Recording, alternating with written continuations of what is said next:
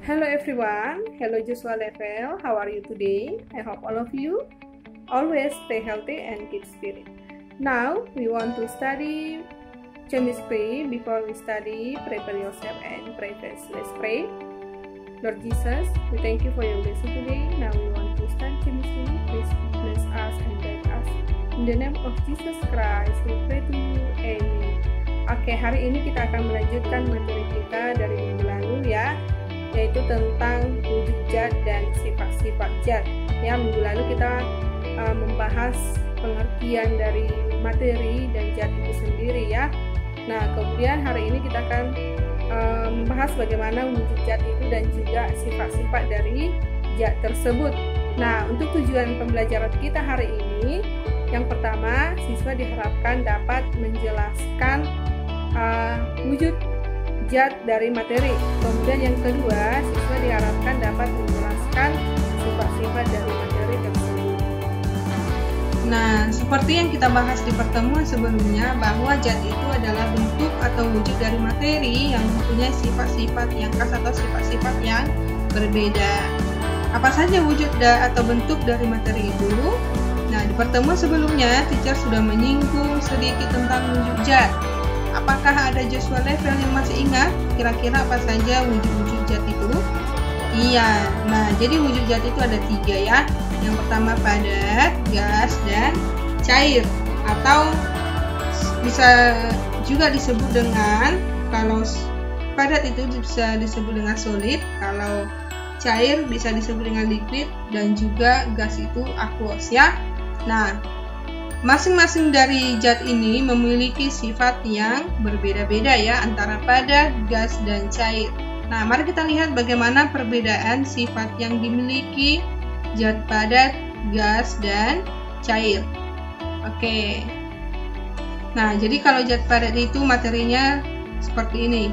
Kalau cair berarti cairan, kalau gas berarti dia bentuk gas. Oke. Nah, kita lihat perbedaannya. Nah, perbedaan zat padat, cair, dan gas. Nah, untuk zat padat ya, mempunyai bentuk dan volume tertentu atau tidak dipengaruhi wadahnya ya. Kenapa dia bentuk dan volumenya tetap atau tertentu? Karena dia tidak dipengaruhi wadah ya atau media ya.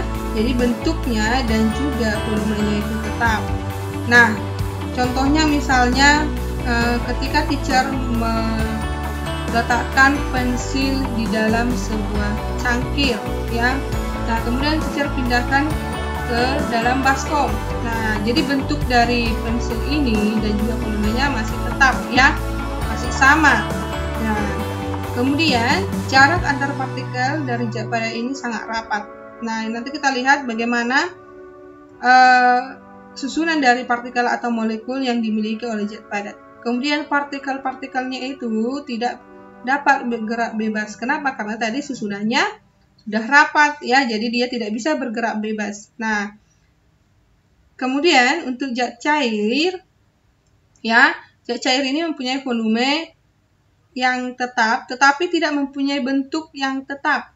Nah, kenapa? Karena dia bergantung pada media yang digunakan. Ya, misalnya teacher membuat air di dalam sebuah cangkir. Nah, air yang di dalam cangkir ini teacher buat ke dalam botol. Nah, volumenya masih tetap sama, tapi bentuknya sudah berbeda ya. Air di dalam gelas akan mengikuti bentuk dari gelas, akan tetapi untuk air yang di dalam botol akan membentuk seperti botol ya. Nah, jadi itu untuk zat cair. Nah, kemudian jarak antar partikel zat cair lebih renggang ya, berbeda dengan zat padat. Kalau ini susunan partikelnya atau molekulnya dia lebih renggang ya, maka dia dapat bergerak bebas namun masih terbatas ya, pergerakannya masih terbatas. Nah, untuk yang gas ya, gas ini tidak mempunyai volume dan bentuk yang tertentu ya. Kenapa? Karena gas itu terdapat di segala tempat ya, apabila dibuat di dalam sebuah media atau memiliki media atau wadah ya. Nah, sehingga bentuk dan volumenya itu selalu berubah-ubah atau tidak tetap ya. Nah, kemudian jarak antar partikel gas itu sangat renggang ya. Nah, karena sifatnya itu tadi gas itu mengalir ke segala tempat ya. Nah, jadi partikelnya itu sangat renggang, maka pergerakannya juga sangat bebas. Nah, kita lihat bagaimana susunan untuk benda padat, cair, dan juga gas ya. Begini susunan dari partikel dan juga molekulnya. Oke. Sekarang kita lihat untuk contoh dari ketiga wujudnya ya. Wujud zat padat, cair, dan juga gas. Nah, misalnya ini untuk benda padat ya.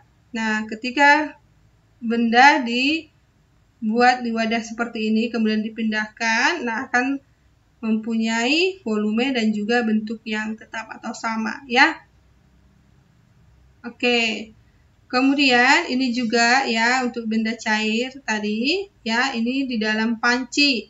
Ya, ketika dipindahkan ke dalam botol dia bentuknya akan berbeda tapi volumenya masih sama ya. Oke, kemudian untuk yang gas ya. Ini dia. Gas itu sifatnya mengisi seluruh ruangan yang ditempatinya ya, atau mengalir ke segala arah. Oke, itu dia untuk sifat benda padat, cair, dan gas untuk contohnya. Oke, sekarang kita lihat sifat-sifat zat ya. Sifat-sifat zat itu ada dua.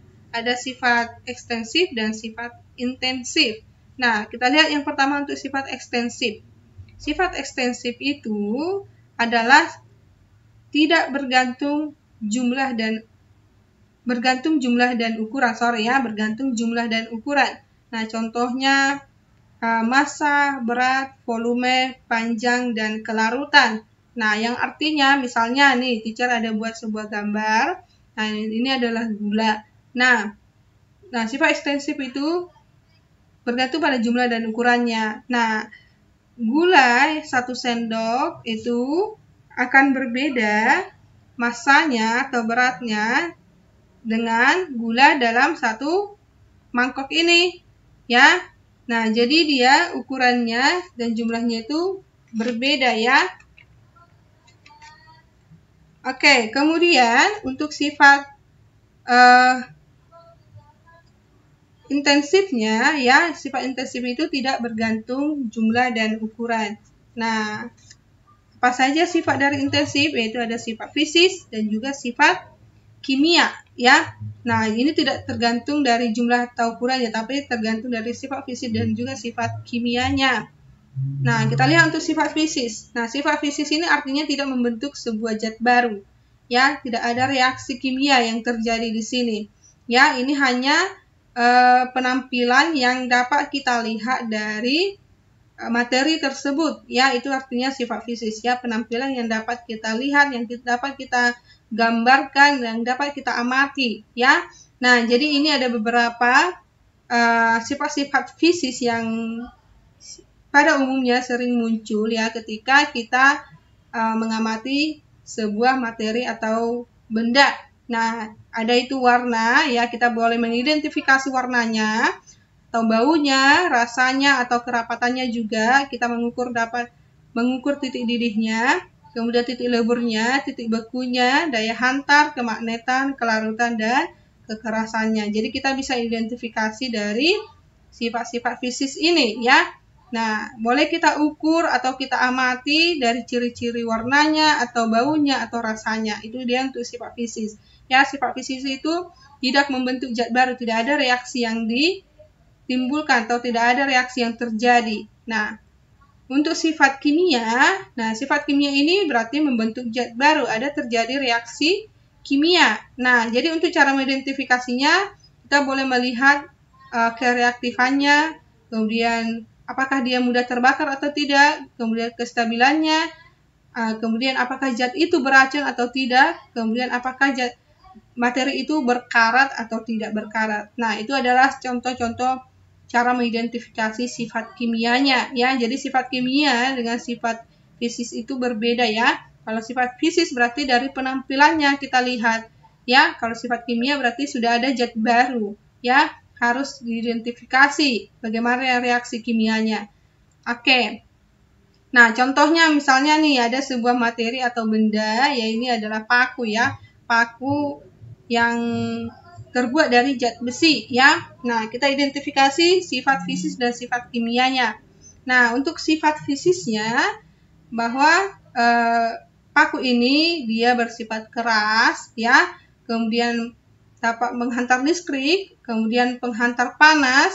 Nah, kemudian dari warnanya itu kita identifikasi dia berwarna keabu-abuan, kemudian juga dia berwujud padat. Nah, untuk sifat kimianya, nah bahwa paku ini mudah berkarat ya, karena dia bereaksi dengan air ya. Ketika dia kena dengan air, dia akan bereaksi dengan air ya, maka dia akan mudah berkarat. Kemudian juga bersifat elektropositif atau kemampuan melepaskan ion positif ya. Jadi paku ini memiliki sifat yang elektropositif atau dapat melepaskan ion positif. Nah, itulah untuk pembahasan mengenai sifat-sifat dari zat ya. Ada sifat ekstensif dan juga intensif ya.